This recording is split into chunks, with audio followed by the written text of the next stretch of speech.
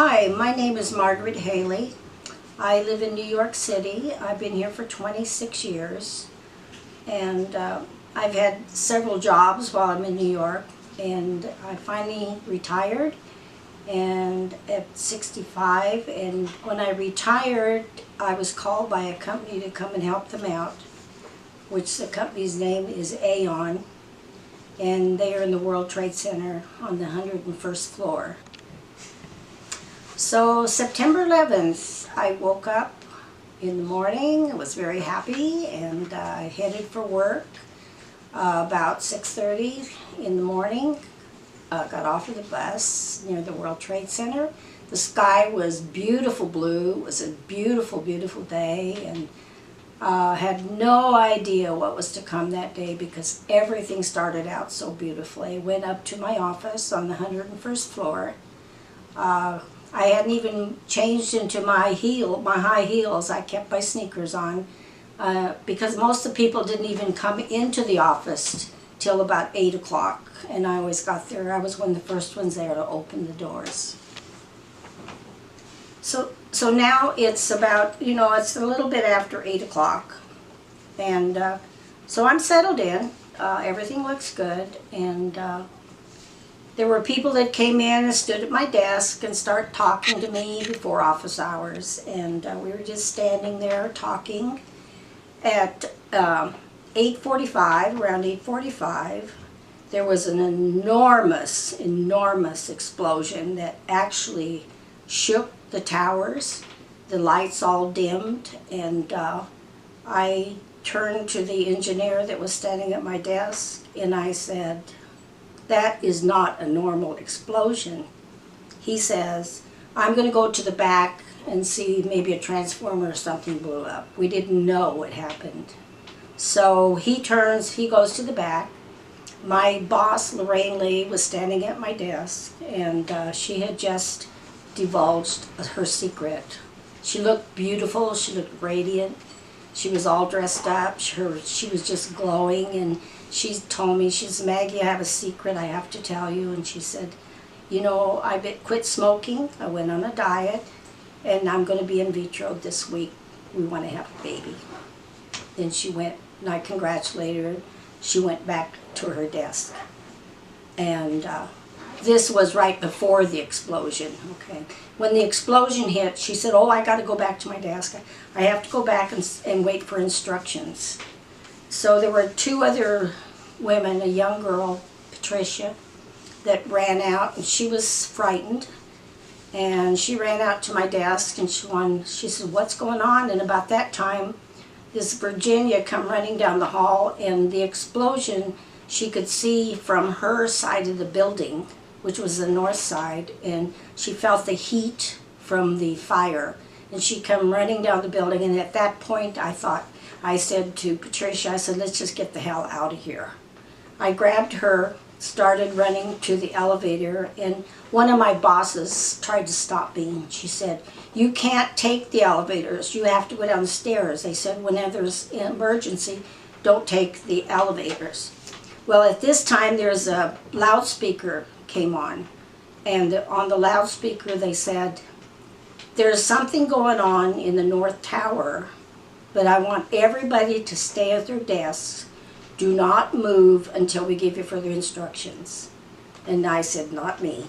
And so about that time the elevator doors opened on the 101st floor, and I just rushed in the elevator with the girl, Patricia, that was with me, and now the boss that was trying to tell me not to take the elevator, she came in with me too. So we went, and then you have to go down to the 92nd floor and transfer elevators, because the elevators didn't go from 110 to the ground floor. You had to transfer. And there was a little mezzanine there. And as we got to that floor, everybody was kind of panicking at this. There was a lot of people, and they were all kind of panicking and moving all over. And so now Leonora, the boss, again says to me, "You cannot go further in the elevators. Let's try to find a stairwell." We didn't know where the stairwell was. We never were instructed. So about that time, we had really enormous elevators on that floor. They would hold like 30 people, and there were 10 of them. And so I just went over to the elevator and I says, you know what? I'm taking my chances on the elevator. So I rush into the elevator. Now all this crowd that is panicked and not knowing what to do followed me. They all wanted to get in the elevator. So there was a big guy that worked on my floor that was with me. He got in the elevator. And it was so crowded that the elevators wouldn't move. So we had to push people out of the elevator. And we kept pushing them out until the elevator would move. And I'm sure a lot of these people didn't live, but that's part of the guilt thing. But so anyway, then the elevator starts to move and everybody's crying and they're all on the elevator and I'm trying to tell them to stay calm, and we get down to the ground floor and they wouldn't let us go out the doors where the World Trade Center was because there was too much debris falling through the air. There were fire and suitcases and all kinds of stuff coming out. And so we had to run. There was a big mall there, so we had to run through the mall to trying to find a way out of the building. As we were all running through the mall, now this whole crowd is escalating, becoming like running really fast like a stampede. And as this was happening, another explosion went off in the mall somewhere. This is kind of a mystery. Nobody really knew about what happened at that point, but this explosion just accelerated the crowd. People, women were falling, being trampled on, and so it was, you know, either flight or you perish. So I'll never forget this one lady that I went over, and she was a heavy-set black lady, and she fell really hard and she slid, and I stepped over her, and her face stays with me always because she looked up like, help me, but if I would have went down too. So I just kept running over her and getting out the door finally. As I got out the door, I was out about 10 feet on Liberty Street on the south side of the building, and I looked up and there's an enormous plane coming towards our building, and I thought, what the heck is this guy flying so low for? Because we didn't know that there was a plane that went into the other building. We had no idea what was going on there. So anyway, I looked up and I thought, that's really strange. I went a little bit further and I looked down on the ground, and there was like these flight boarding passes and stuff, and it had names on them and whatever, and I grabbed it, and some other girl grabbed it away from me, and I said, we got to turn this in, but she was like, she just took it. But that was part of the plane that crashed into the other building. But anyway, as I looked up, I went a little ways, turned around, and watched the plane go into my building. I was right underneath it, and that was we had like 14 minutes from the first plane hitting to the second plane hitting. So it was like minutes that I got out of there when the second plane hit. And so anyway, I guess I must have been in shock because I was kind of standing there staring at this building, and it was on fire at the top, and I have pictures of all the smoke and stuff and the way the building started to burn. And I have a lot of those. So okay, as I was running a little ways out of the building, I realized I had a camera in my pocket that I had taken to work. I wanted to finish taking all the pictures. So I pulled out my camera and I turned around and started taking pictures of the building as it's starting to burn. And these are some of them. And I just stood there and kept taking pictures of the building. This is upside down, like this. And as I was doing this, taking pictures, a lady policeman came up to me and she says, I want you to run as fast as you can down that street. Because she said she knew the building was ready to implode. So I start running, and I ran, and then all of a sudden I look over my shoulder and the building is imploding, it's coming down. beautiful. I mean, it was perfect. It went this way a little bit, and then it just like imploded like this. One flight after another. It just was like, I was like, whoa. It was so perfect how it came down. It came down first. My building came down first, was hit second, but came down first. And so all of a sudden, this whole avalanche of debris and smoke and building and everything was coming after me. So I was running like hell, and I was running like crazy, and I kept ahead of it as much as I could. And so finally I found on Cedar Street, which is wide Wall Street, I found a rotating door, and I ran down this rotating door. This was when I got caught up in the debris. This is what it looked like when I got caught up in the debris, and it just came and covered all of us. So I went down through the rotating door. I ran, and I had enough good sense to see a stairwell there. So what I did is I ran down the stairwell in this building.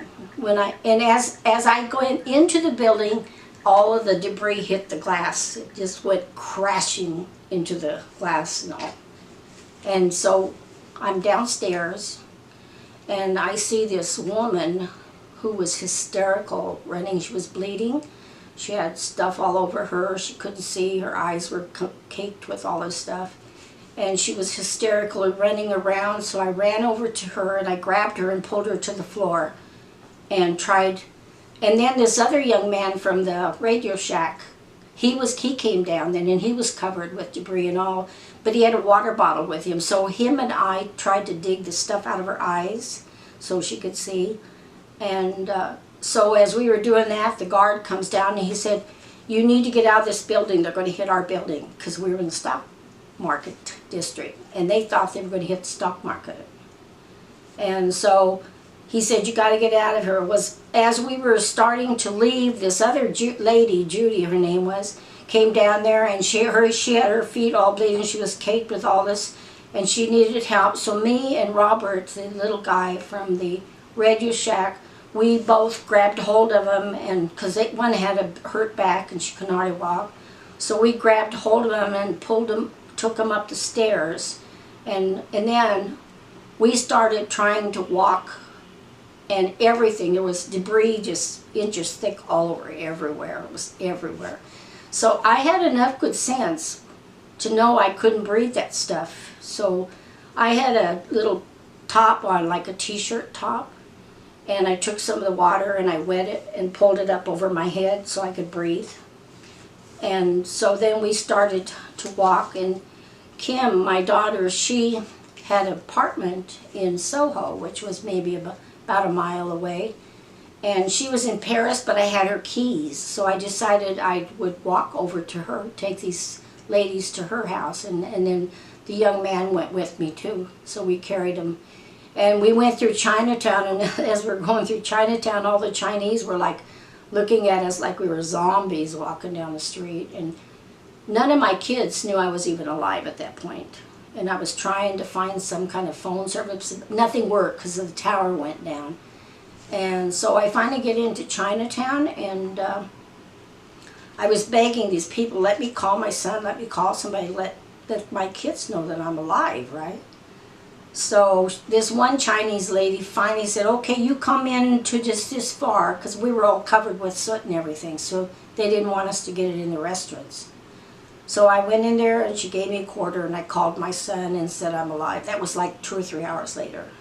So all that time, everybody thought I perished with the buildings.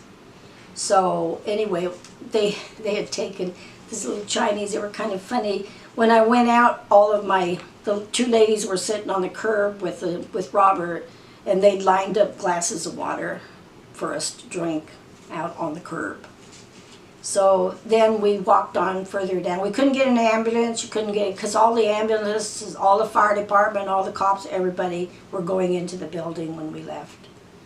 And so I got to my daughter's house, and the neighbors were standing out there, and so they were young guys that lived in the building. They were running and getting Band-Aids and running and trying to help us. And then Mike finally got through to Kim's phone, and he called and he said, I just heard on the news that you got to get that stuff off your body because it's very toxic, all the stuff that was on her body.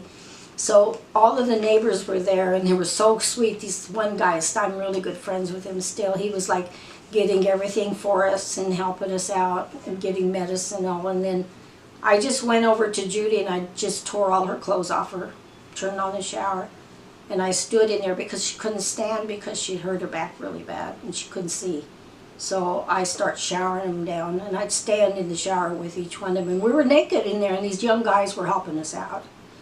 And so I went through all my daughter's drawers and I got clothes for them and put them. And then Michael finally borrowed his boss's car and came over and picked up the one lady that was really in bad shape because we couldn't get an ambulance. So he took her to a hospital. And then the other lady, her husband lived in Brooklyn, so he walked across the Brooklyn Bridge all the way over there on foot to come and get his wife. We're still good friends. She calls me her angel, so she's okay now. The other lady was really traumatized. I don't think she is doing very well at all because we never heard more about her. The young man that was helping me didn't even realize he had a broken ankle. But you just forget about that because when you have this adrenaline rush, you don't think about nothing. It's just the adrenaline rush is incredible. And so I was under an adrenaline rush for a few days until I got to a doctor. But anyway, so we get to her house and they picked up and then Emily and Alex were in high school.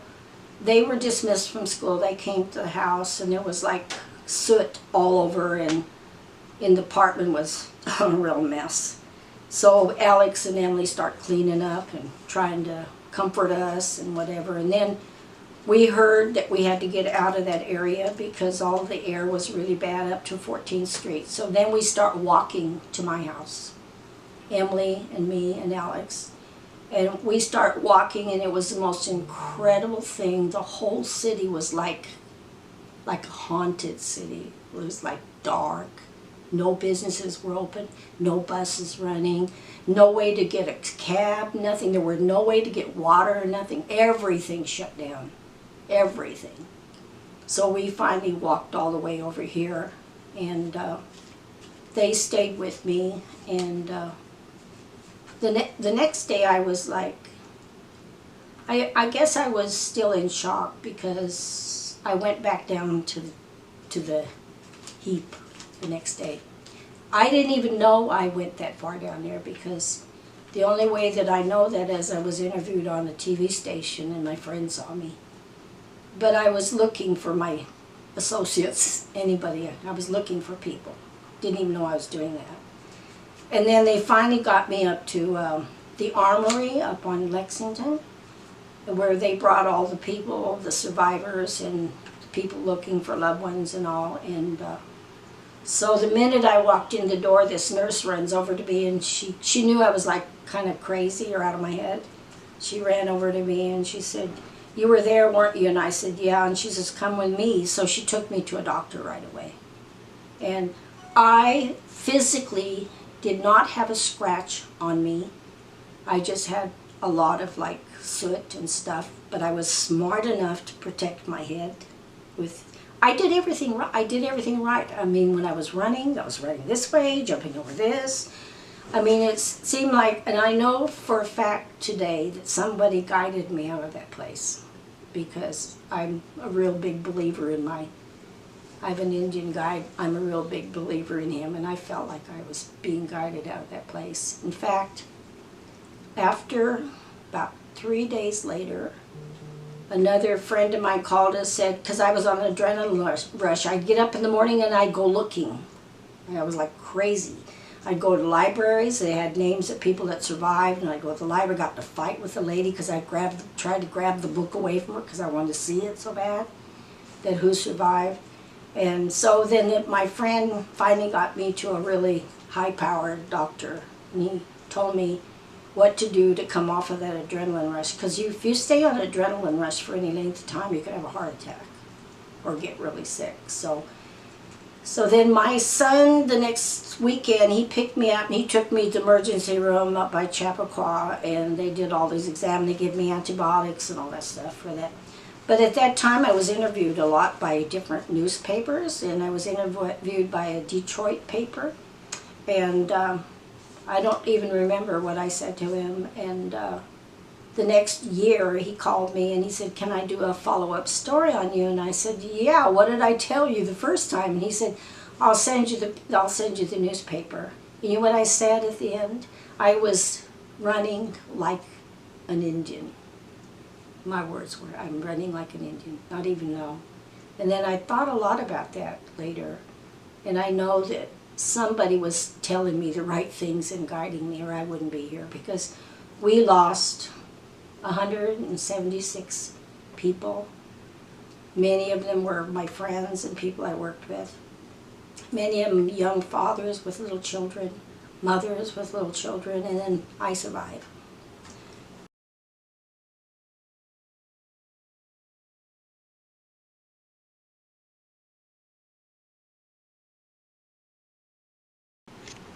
When I'd go to a lot of the memorial services, because they know that I worked on the same floor, they'd say to me, "Well, how come you survived? How come you got out? And where was Lorraine? Where was Phil? Where was everywhere I went? Ed's funeral and all these." But it was really hard at that time, because I don't know, you know, who knows why I survived, and all of these young people with families didn't, you know. So I had to go through a lot of that survivor guilt, and I ended up doing a lot of counseling for people that were in the Trade Center. In fact, a therapist from Chicago asked me why I wasn't a therapist, because I'd go into the meetings and what I would say to them would really, really help them a lot. So maybe that's the reason, you know. I was older. I was much older than most of the people that lost loved ones. And so, you know, after that, I did go back down there a few times. I have a lot of stuff in the museum that they took. And I have I'm in this book, Faces of Ground Zero. These are all the survivors, and all the firemen, the policemen, the ones that made it out. They all have their own stories to tell. And I don't know where my picture is. It's in here somewhere.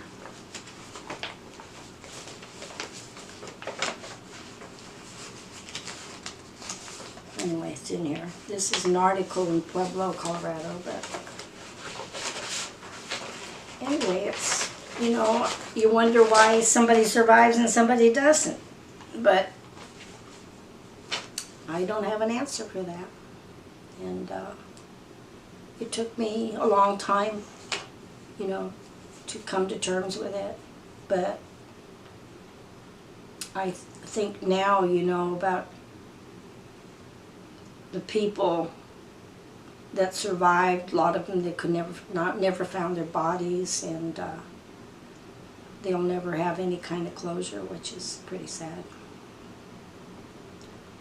But I do what I do what I can. I donated a lot of stuff to the museum, and I have a lot of stuff in the 9/11 museum, and that's about it.